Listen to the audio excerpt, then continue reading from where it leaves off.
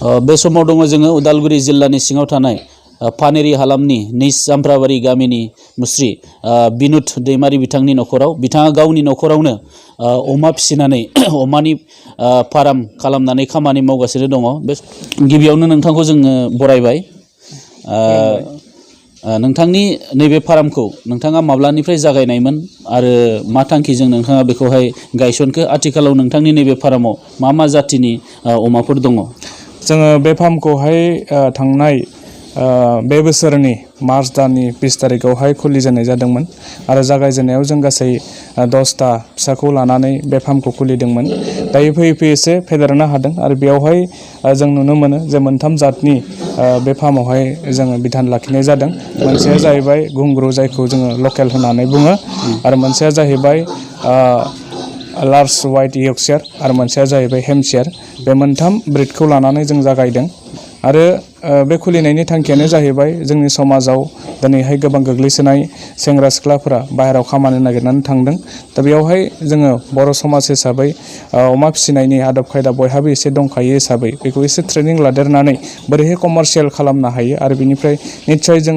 Profit गैया नङा, प्रफिटखौ एसे मोन्दों, खिन्थु फिसा हिसाबै जों बेखौ फेदेरब्लावोबा बांसिन प्रफिटेबोलखौ जों नुनो मोन्दों। जोङो दिनैहाय मोनसे ट्रेनिं लानायनि गेजेरजों बेखौ मिथिनो मोन्दों जे अमा जुदि फिसिनोब्ला मोनसे रुम हिसाबै, अमानि कम्फर्टेबल रुम हिसाबै खमसे खम जोङो गोलावहा 12 फुट जानांगोन आरो गुवारा 6 फुट जानांगोन। आरो बेयाव जोङो बिमा जुदि दोनोब्ला बेयाव मासेल' जों दोननो हागोन। आरो बिदिनो फेटेनिं हिसाबै, जायखौ जों बेदर जाग्रा होनना बुङो, बेदर जाग्रा हिसाबै दोनोब्ला जों बेवहाय माथामहालागै दोननो हायो। आरो लकेल अमानो बा घुंग्रुनो जोङो लकेल दाना होबाबो जायो, खिन्थु गुबुन जिथुनाखि जों हेम्पशायर होनना बुंदों बा लार्ज वाइट यर्कशायर होनना बुंदों, बिदि दिनैनि तारिखाव जोंनि बे नर्थ इस्टआवबो गोबां कम्पानि फैबाय। जों कम्पानि फिडखौ जाहोदों आरो बे हिसाबै जों ग्रथखौ मोननो हादों। दा जों कम्पानि फिड जाहोनानै नैबेहाय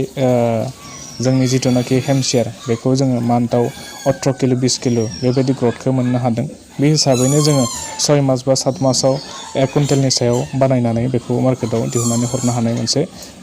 परिबेसखौ जों नुनो मोन्दों। जोङो मोनथिगौ जे जोंनि नर्थ इस्टआवहाय दा बर्थमान जोङो मोनब्रैसो ब्रिडखौ नुनो मोन्दों। मोनसेया जाहैबाय घुंग्रु, मोनसेया जाहैबाय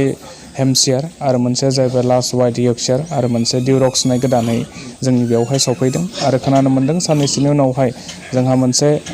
ग्रुप थानाय हिसाबै नेपा, जायखौ बुङो जों north east pig progressive association, बिथांमोननि गेजेरजों लेन्ड रेस होननाय मोनसे बिधान फैगासिनो दङ। आरो जों नुनो मोन्दों बेसिकेलि जोंहा बाहेरनि जिखिनि अमा बेखौ जुदि फिसियोब्ला जों मोनसे टाइम पिरियडआव फाननो हानायखौ जों रोखा नुनो मोन्दों। मानो होनना बुङोब्ला बिथांमोननि जि फिसिनायनि जिखिनि आदब खायदा, बेसिक माखासे ट्रेनिं लानायनि गेजेरजों बेखौ जुदि खालामोब्ला नोंथाङा टाइमाव निस्सय दिहुनहैनो हागोन। आरो आं बेखौनो बुंनो लुबैदों जे जोंनि अमा हिसाबै मोनथामसो बेवहाय बेराम थायो आरो बे बेरामखौ नों जुदि जोथोन लायोबा निस्सय साक्सेस जागोन। बेखौ आं खुद प्रेक्टिकेल मोननाय हिसाबै मोननैसोखौ बुंनो नागिरदों। जे जोंनि बेयावहाय FMD होननाय फुट एन्ड माउथ डिजिज होननाय मोनसे बेराम दङ, बिनि थाखाय भेक्सिन मोनो आरो बे भेक्सिनखौ बयबो जोंनि जिथुनाखि प्रफेसनेल जायफोरा पिगारि फार्म खालामदों बेखौ बयबो होयो। आरो जोंनि गामि दफायावबो बेखौ भेटेनारिनिफ्राय एसे बेब'स्था खालामनानै होनाय जादों। आरो मोनसेया जाहैबाय जोंहा सुइन फिभार होननाय मोनसे बेराम दङ अमानि, दा बेवहाय बेखौबो भेक्सिन मोनो। बिनि दामा बारा नङा, जे मोनसे दस हिसाबै जों 60 थाखाल'सो गोग्लैयो। बेखौबो जुदि होयोब्ला बेवहाय अमानि सायाव जेबो बेराम बा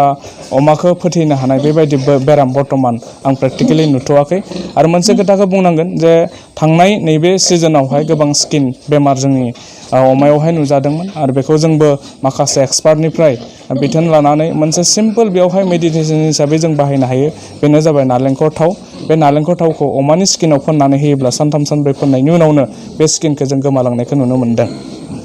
दा मासे अमाखौ नोङो जुदि गोरलैनिफ्राय फिसियोब्ला, हमनानै ला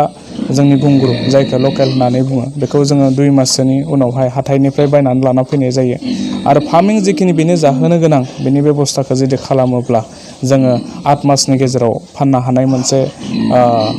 परिबेसखौ मोननो हायो। आरो जोंनि लकेल घुंग्रुआ खमसे खम माने 8 मासनि गेजेराव 1 कुइन्टेल लाइभ 1 कुइन्टेल जागोन आरो बिनि जों मिथिनो मोनो जे 1 कुइन्टेल अमाखौ जुदि दानोब्ला बेवहाय लाइभखौ जुदि दानोब्ला 25 किल'सो खमायनानै बिनि अजना 75सो फैयो आरो बे हिसाबै जों दा मोननो हादों जे डिफारेन्सखौ जोङो लकेल आरो हेम्पशायर बा लार्ज वाइट यर्कशायर बेवहाय नुनो मोनदों जे जोंनि लकेला खमसे खम 1 कुइन्टेलनि बांद्राय बिदिहै जानायखौ जोङो खोब माने खम नुनो मोनो नाथाय हेम्पशायर बा लार्ज वाइट यर्कशायरा माने मिनिमाम 1 कुइन्टेल 30 किल' 1 कुइन्टेल 20 किल' बेबायदि अजन मोनसे डिफारेन्सखौ जों नुनो मोनो दा जोङो नैबे फार्मनिफ्राय बिदिहै अमा फेटेनिं बा बेदर जानाय हिसाबै फानथ'वाखै आरो जोङो रिसेन्टलि फानगोन डिसेम्बरनि गेजेरावहाय बेवहाय जिखिनि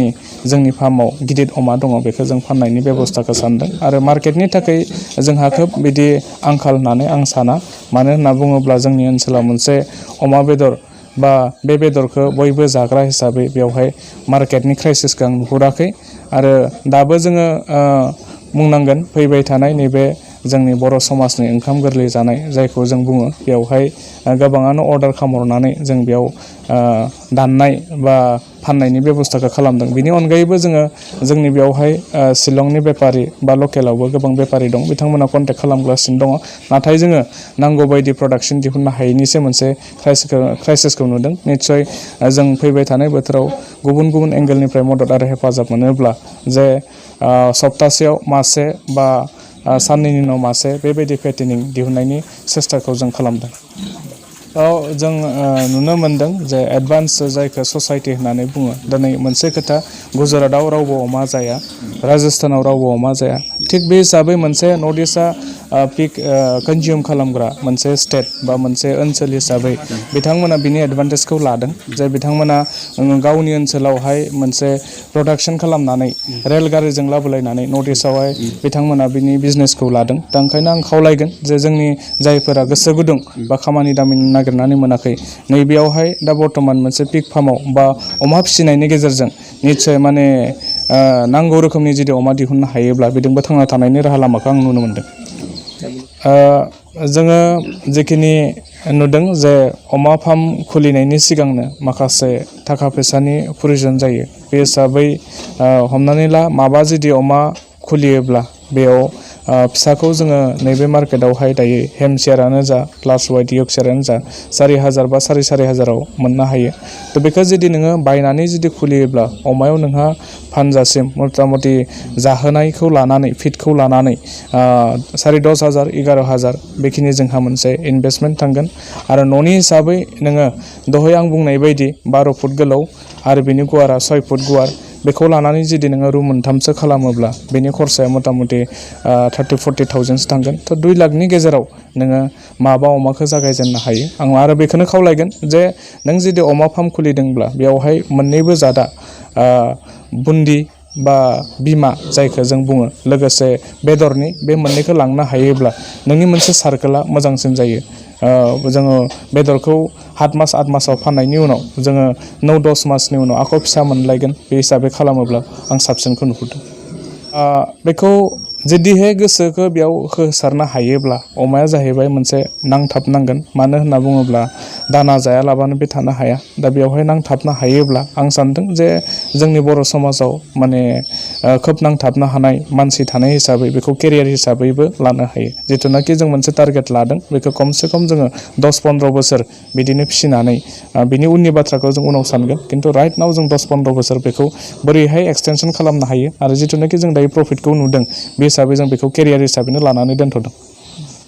आंबो अमा फिसिनायखौ जागायनाय समाव बेखौनो सानदोंमोन बेयावहाय लाब जागोन ना लकसान जागोन गोबां बाथ्राखौ सिन्था खालामनानै गोबांनिफ्राय एडभाइस लानानै आं बिथां मनज बसुमतारीनि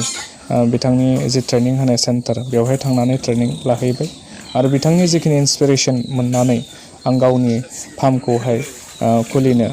हाबाय आं बिथांखौ धन्यबाद होदों। लोगोसे जों नुदों जे बिथांखौ मिथिनाय बायदिब्ला बिथाङा SBI आव साख्रि मावोमोन दिल्लीयावहाय आरो बेखौ गारनानै मोनसे मोजां पस्टखौ गारनानै दिनै बिथाङा अमा फार्मखौ खुलिदों आरो जोंनि बर' समाजाव मोनसे सोलायनायखौ लाबोनो थाखाय बिथाङा गोबां एवारनेस प्रग्राम बिदिबो लादों आरो जोंबो बिथांखौनो फल' खालामनानै दिनै जों जिखिनि गोनो गोथोजों जागायदोंमोनब्लाबो दिनै मोनसे फिक्सखौ नुनो मोनदों जे बेयाव निस्सय बिथांनि गोबां अबदान दं आरो बेयाव मोनसे प्रफिटेबल बेखौ जों हमदांनो हाबाय। दा जोंनि फार्मावहाय फानजाथ'नाय नैबे नभेम्बर डिसेम्बर दानावहाय बांद्राय गैयाब्लाबो 10थासो फाननो हानाय बेदरनि थाखाय अमा दङ आरो जों बुंनांगोन जे जोंनि ओनसोलाव आंजों लोगोसे गोबां माखासे फार्म दङ आरो बे फार्मफोरनि जिखिनि बेदरखौ जानानै बिथांमोननि जि टेस्ट जोंनि नर्मेल फिसिनाय आरो फार्माव फिसिनायनि टेस्टखौ जथेस्थ' डिफारेन्स मोनदों आरो बिनि डिमान्डआ जथेस्थ' दङ आरो बे नांगौ जायोब्ला जोंखौ कन्टेक्ट खालामनानै बे बेदर मोननायनि राहाखौ खालामनो हागोन। आं जोबनायाव बेखौनो जोंनि लाइमोन सेंग्रा सिख्ला बिथांमोनखौ खावलायनो सानदों जिखिनि खामानि मावा मानो पिगारियानो जा अन्य जिखुनु खामानि मावानो जा नों गोसो होनानै खामानि मावोब्ला मोनफ्रोमबो खामानियाव मोनसे गोजोननायखौ लानो हायो आरो बे गोजोननायनि गेजेरजों नोंनि थांना थानायनि जे राहा लामा बेखौ नोङो दिहुननानै लानो हागोन। जे खामानियाव गेदेर फिसा जेबो गैया माने जिखिनि खामानि मावा मानो नों गोसो होनानै खामानि मावोब्ला बेवहाय निस्सय नोङो साक्सेसखौ मोननो हागोन। बे हिसाबै दिनै जोङो अमा फार्मखौ गोबां दुखु खस्थ' जारला नुहुरदोंमोनब्लाबो जागायनानै बेवहाय बेखौ मावनानै जों गोजोननाय मोनदों आरो आसा खालामदों जे बयनिबो मदद आरो हेफाजाब आशीर्बाद दं बेखौ जों फोथांनानै लाखिनो हागोन आरो जोंनि फैबाय थानाय लाइमोन सेंग्रा सिख्ला बिथांमोना जुदि गोसो गुदुं जादोंब्ला निस्सय जोंखौ कन्टेक्ट खालामनानै बेनि बेसिक माखासे मिथिनो गोनां बाथ्राफोरखौ मिथिनो हागोन।